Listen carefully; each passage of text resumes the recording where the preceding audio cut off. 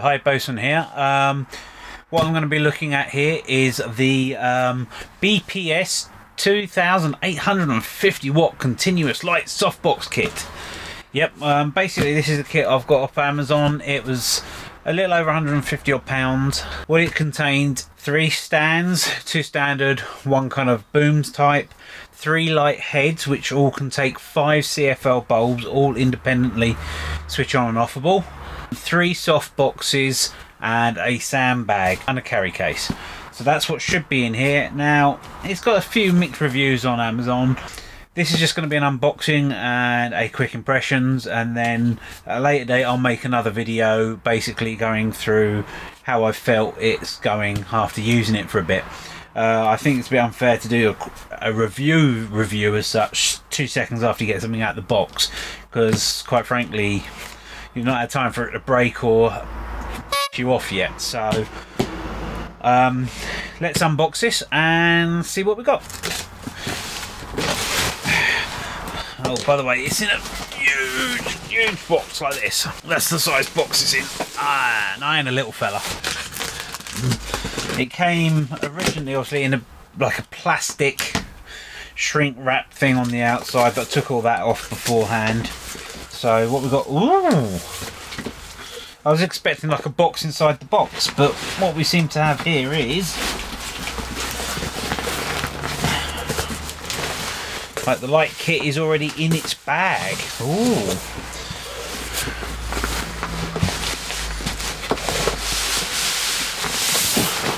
Make sure there's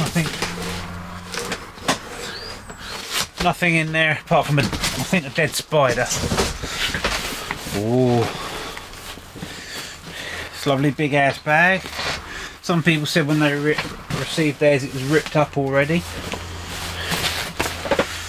Can't detect that on my one at the moment. Obviously I can only see half of it. Alright, which end does it? Ah, there we go. So, what's in here? I'm assuming bulbs. So there should be 15 of these.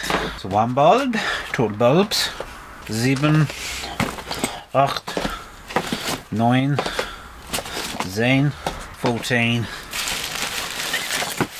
15. Counting's about all I know in German, to be honest. That and out, ask where the pub is and ask for a double room with a shower. So what more do you need, really, quite frankly? Oh, and I know how to ask a girl, does she have any brothers or sisters? So I've got a chat up though. So I'm all set for Germany. Oh, I'm assuming this little bag here is going to be one of the soft boxes. There is another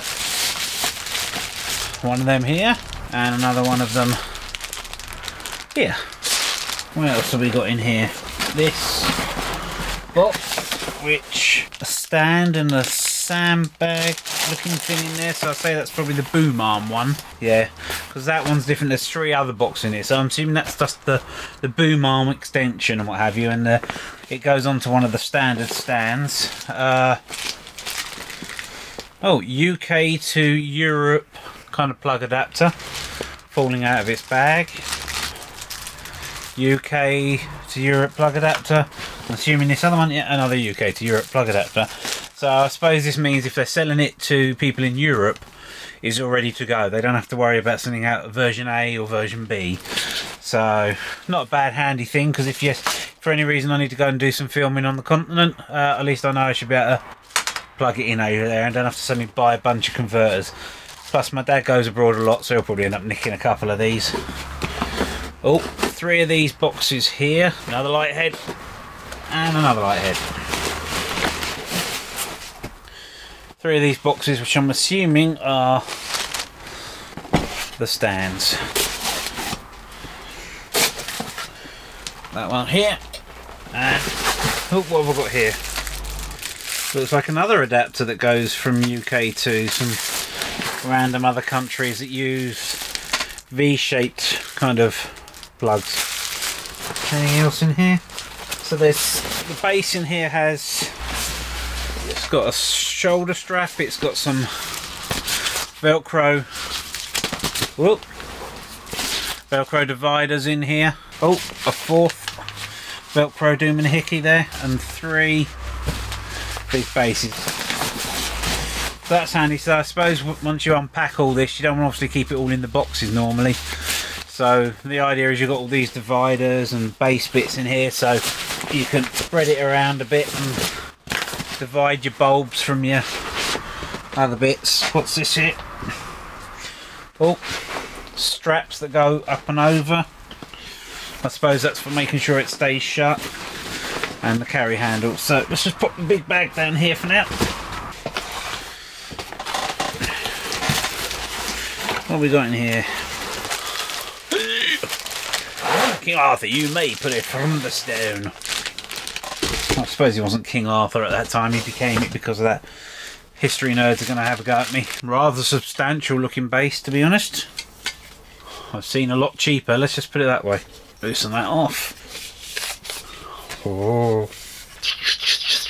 Sorry, I watch too many sci-fi movies. Is there such a thing as watching too many sci-fi movies? I don't think there is, to be honest. It's a bit stiff, but it's new, you expect that. So you got 1, 2, so you got the bottom section, second section, a third section, a fourth section. So first section goes up that far, second section can go that far, and I can't extend it all the way because it's just hit the roof of the workshop. Listen.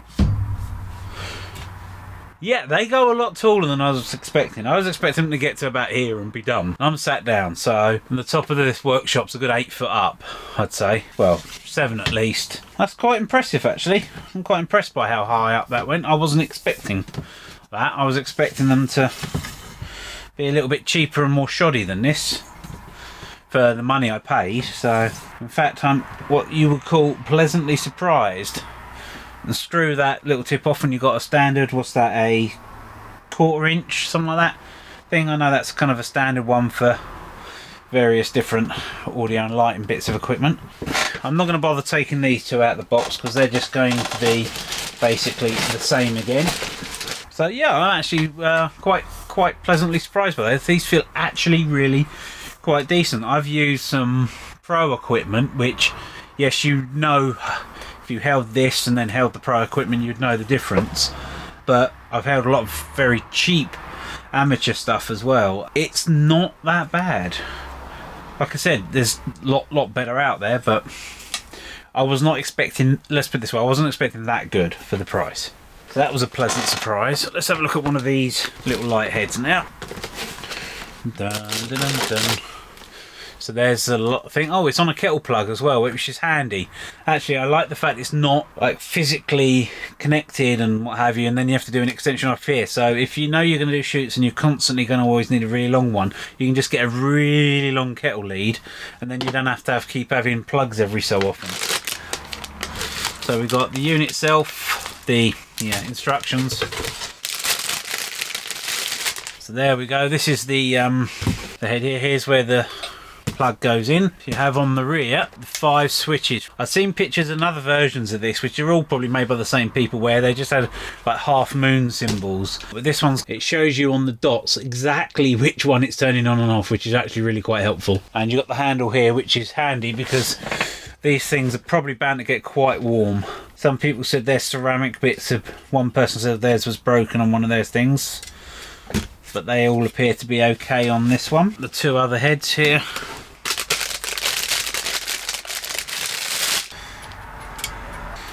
Yep, that one seems okay.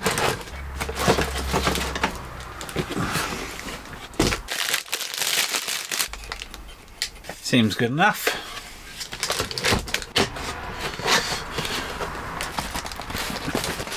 Next box.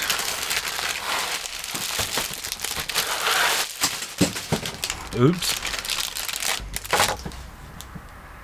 This here in this little bag I think is going to be the sandbag. Obviously they don't send it with sand in it already. You can buy little pre-filled sandbags that you'll wedge in there, and then, you know, this is not the most heaviest duty Cordera or anything in the world, but for the light level of use I'll probably give it, it'll probably be more than fine. So let's just give you a better view of that. So it's just a bag that flips over, Velcro opens to put the stuff in. See, I was too busy looking at the bag myself and not the display to figure out how much you could see, because I'm getting excited. It's like toys. A bracket here, which is the sandbag hanging bracket, so that clamps onto the pole, and then on that sandbag you saw there was a little eyelet. You can then hook that on there, and when you do the boom arm, you obviously put this big arm going out with the weight of all the one of these heads on it and the softbox itself. Obviously if you had nothing at the other end, it's just going to basic physics. So what you need to do is put a load, the sandbag, on the other end, and that stops it tipping over. This goes, and where's one of that? So like that, you can then take this, find the right one for your rod, and then when you tighten that up, and then this rod here, the extra rod they give you, and again that's got a extension tube, and that can go through one of them like that, and then it's in the wrong one at the moment, but you get the idea. From what I understand, these are not like a universal softbox that can go on any old lighting rig. These can only fit to tiny little holes all the way around the edges here. These soft boxes, I'll leave this one out, rely on those holes. So I don't know if you can fit other soft boxes to these heads. I have no idea. It's got some rods.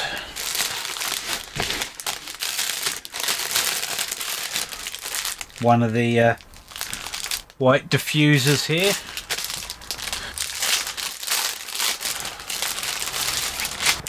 No, it's both the diffusers. It's the internal diffuser, and this is the exterior diffuser. So decent size, and then the actual softbox unit. I'm hoping the angles I'm going to be doing this are going to be good for you. If not, my apologies. So we've got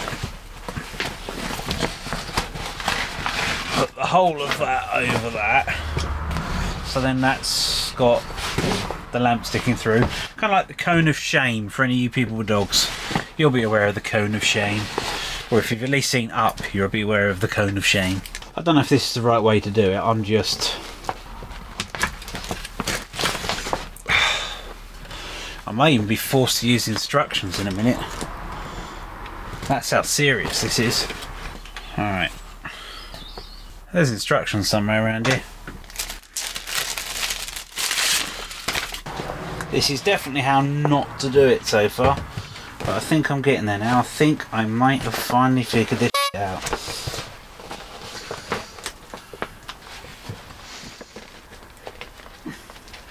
Get that to go all the way in.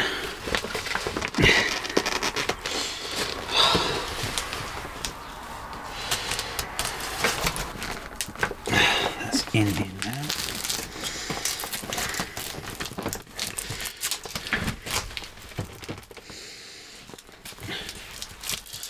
Much better. I have figured out the technique. You have to make sure that these black rods, when you're trying to put them in under pressure, if you put this end in first, you can't get them all the way in the hole because it's bent. It's getting caught and it's not properly going in, so it's starting to bend and flick out, but the hole goes in a good like centimetre or so almost, so you've got to make sure the rod is fully in, and then that gives it a base to run from. Let's try and go from the other end, and that's caught up on the cardboard, you see. So these are, does it tell me on here, 38 watt 5400K. Now they are advertised on the website as 5500K bulbs, so these are not 100% true daylight, which is what I was really after. But compared to running just a standard fluorescent tube that I've got in here at the moment, then it's better than that, that's for sure. So let's pop this in there. if them being 55k is extremely 1000% important to you, be aware of that, because if that's the case, you're then going to have to buy 15 bulbs, in which case buying this kit all together works out a great deal, because bulbs, at least, even if you're getting a cheap one, they're going to be £5-6 a piece. So 15 of them, you're looking at, oh, so that's 15, even if it's £5 a piece, 75 odd quid. So you're halfway through the cost of the whole setup before you got started. And those stands, like I said, are pretty decent. So all in all, if you're getting this all as a oneer, this is a really cheap way of doing it. And when you're tightening CFL bulbs, always tighten by the base, never by the glass, because if you do it by the glass, it's probably just going to break on you, and you're going to have a handful of glass and a broken bulb. Now I'm going to keep all these boxes, because whenever I strip this down, these bulbs are going to have to go, let's switch up at this so I get a bit of light, have to go back in their box, and I'm successfully 100% of the time opening the wrong end now. Let's try the other end than I want to go to. Yay! There we go. Let's power that up, because all I want to do at the moment is check each bulb. That's 1, 2, 3, 4, 5. Ah, that's pretty, that's bright. This bit goes in and hooks on there. This one hooks on that little elastic piece in here. And then the final one, I'll show you the final one going on down here. The bulbs are touching this inner diffuser, which is not ideal. And then, so they go on. There's a bit of Velcro at the top here that hooks on. Come to the bottom.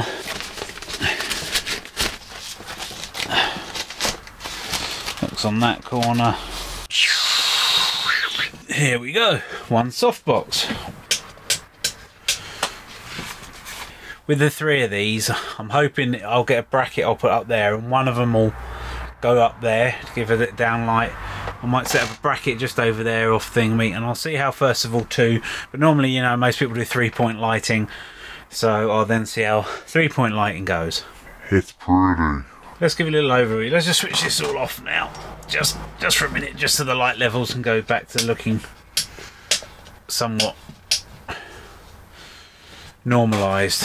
Quick initial impression. Obviously I will do a follow-up video at a later date on this softbox kit to let you know how it's going on and what have you, so keep your eye out for that one coming up. Subscribe to me if you are interested in seeing that video when it comes along. I'd say for the money it's a very good kit. It's a bit fiddly. Putting this thing together was a bit of an arse, but I got there in the end. Now I know how to do it.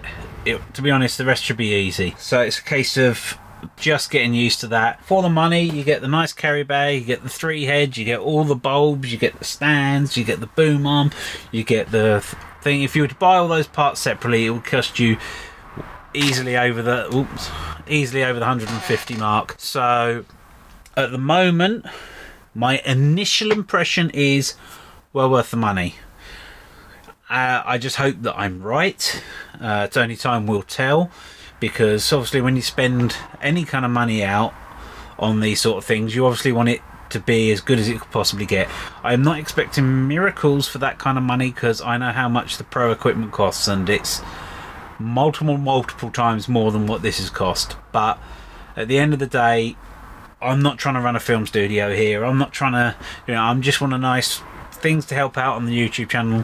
I've got a 3D printer in a minute that I'm going to want to try and start looking at and setting up and things along that as well. So that's some future videos that'll be coming up, is the 3D printer, and it was for that sort of thing coming up, and also when I'm doing stuff back in the house. The lighting in my my office bedroom kind of thing affair is atrocious. It's one tiny little halogen bulb thing. It's very yellow, very dark. Unless I'm filming in daytime, forget it. You heard that right, yeah. This is what I have to deal with living here all day. This hopefully now means I can start filming in the house and filming out here. Now, to be honest, out here with that big strip light, it's not actually that bad. The light level's pretty decent.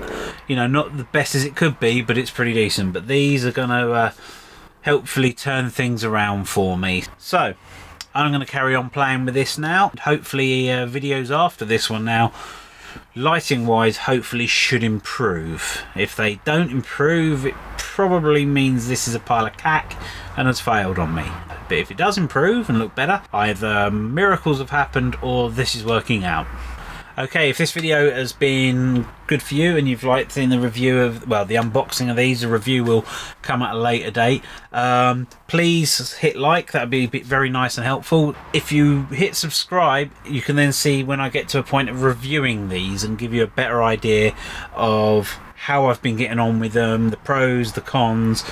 At the moment, I've just got it out of the box. I can only kind of tell you what I can see. I've not really used it other than a couple of quick flicking it on. Please like, subscribe if you did. If you didn't, let me know why. I'm going to look to improve my videos, and I can't do that unless you know me. Let me know what I'm doing wrong.